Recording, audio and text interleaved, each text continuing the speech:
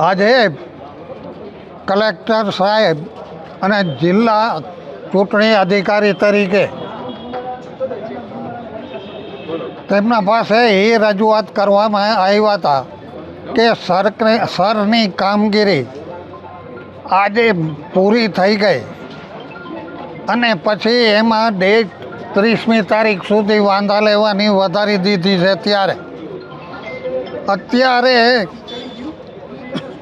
જે આ કામગીરી કરી છે એ BLOએ કરી છે અને BLOએ જે કાચી મતદાર યાદી પ્રસિદ્ધ કરી એના પછી 2 દિવસની અંદર ત્રણેય મત વિસ્તારોમાં 10,000થી વધારે વાંધા લેવામાં આવ્યા અને વ્યક્તિગત 10થી 30 વાંધા લઈ શકાય એના બદલે એક જ દિવસમાં આટલા બધા જો વાંધા લેવાના હોય તો એ કચેરીઓના CCTV 3 દિવસના ફૂટેજની માંગણી અમે કરી છે. અમને શક એવો છે કે એક રાજકીય પક્ષના ઇશારે આ બધું કરવામાં આવ્યું છે અને બલ્કમાં ફોર્મ ત્યાં રજૂ કરવામાં આવ્યા છે. એ ગેરકાયદેસર છે અને કોઈ પણ વાંધો લેનાર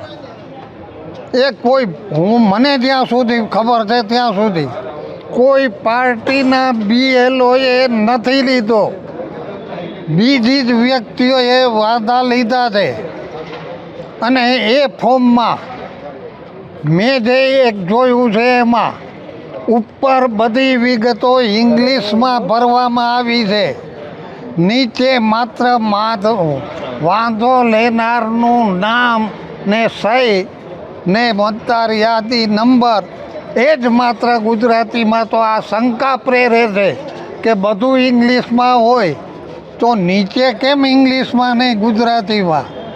એટલે આ રીતે એક કોમને ટાર્ગેટ કરી ને આ કરવામાં આવ્યું છે. એટલે અમે CCTV ફૂટેજ અને જે વાંધા આવ્યા છે એની કોપી માંગી છે. એટલે અમે પણ કાયદેસર પગલાં એના ઉપર ચૂંટણી પંચના નિયમો પ્રમાણે લઈ શકીએ.